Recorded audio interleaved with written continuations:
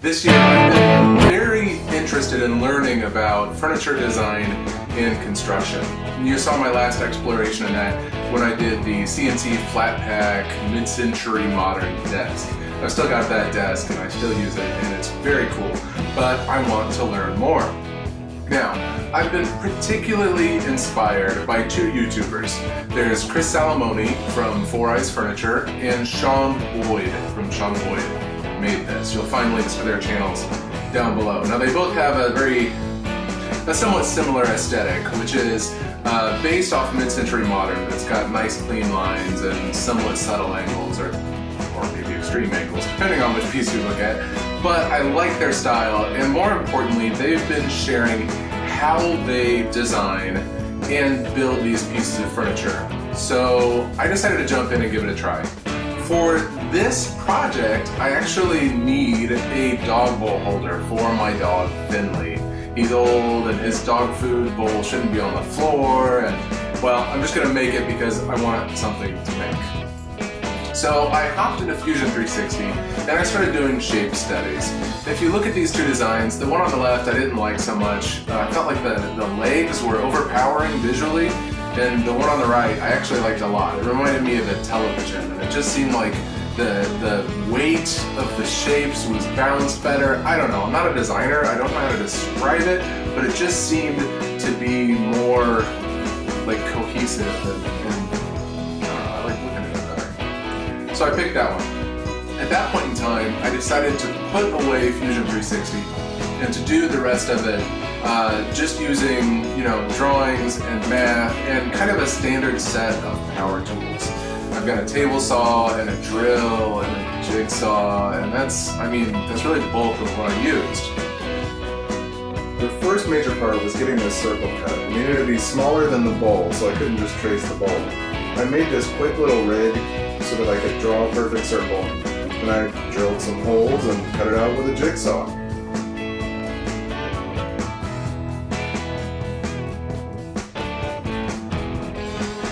The most difficult parts of this are going to be these miter joints that are not exactly 90 degrees. I've never done these, I've never figured them out, and I've got this box I have to do now that has obtuse angles and acute angles. Luckily, Chris Salamone has put out a video showing how he does it, and I learned how to hold the wood upright to saw it to be able to get those angles right, because you need some angles that are, maybe different than what your saw can handle.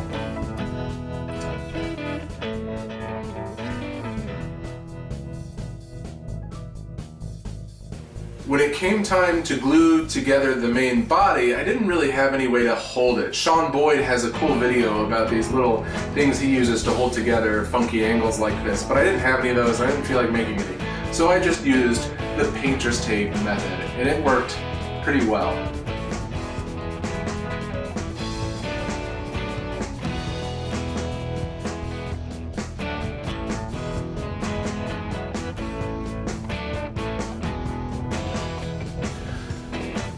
So after I cut all of these angles and I started putting it together, I noticed I wasn't going to be able to do, you can glue together your miter joint, and usually you would put like a biscuit in there, or like a Festool domino, or even just a dowel or something inside that joint to help hold it together. But the wood was really thin, and I didn't think I could do that without just totally destroying it. So what I opted to do is, I think it's called a spline, where you cut a groove in it, and then you slide in another piece of wood and glue it in there, and it holds that joint and makes it more robust. I decided to make mine out of some red oak that just slides into this plywood, which is Baltic birch, and it looks okay. Now it's time for the legs. I didn't want to make some kind of a complicated jig for my table saw to be able to cut these legs, so I just used my jigsaw. I just went nice and slow and careful and got the lines straight. I glued those together and set them aside. Then it was time to assemble everything, put the legs onto the main body. And at this point in time, I didn't feel like just glue was enough, but I also didn't want any screws in it at this point because I hadn't used any yet. So instead I drilled not quite all the way through the plywood, so you couldn't see it from the top, and I put in some dowels and glued them in place. So there's no screws on this entire thing. It's all held together, just wood to wood connections. So now it's all together and I'm standing back, I'm looking at this thing, and I have to say I'm so excited. It came together, it looks how I imagined it, it seems solid. This is amazing. All it needs now is a little bit of finish. So I decided to put a couple coats of stain on it and then a couple coats of polyacrylic satin with a little bit of sanding in between each so that it was nice and smooth.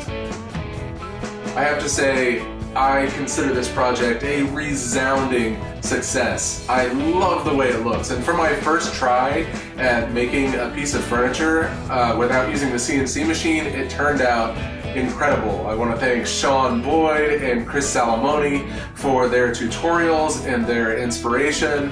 And it's incredible the things you learn building something like this. I mean, I had seen all their videos, and there are just kind of some no-brainer things though that you have to actually try something to learn. So here are a few things that I learned during this process.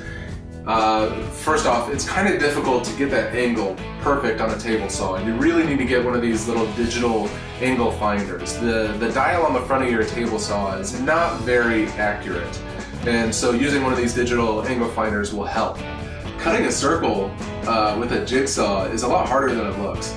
I really just flew into that thinking it was going to be the easiest part, but whenever I was done, that circle just wasn't perfect, and I'm used to CNC stuff. I'm used to just seeing a perfect circle, so that was a bit frustrating. It took quite a bit of sanding with a Dremel tool to get it to where I at least felt it was okay to look at. I noticed on one piece that I cut, it wasn't perfectly parallel all the way around, and that was because there was some slop in my sled. If you look here, it barely looks like any wiggle, but that translates to up to 2 or 3 millimeters on one end. So I need to remake my sled. Here's a good video from David Picciuto on how to make a sled for your table saw. Another thing I learned is that edge banding, though it looks so easy when you watch other people do it on YouTube, is kind of a pain to get it to look good and not like horrible and cheap.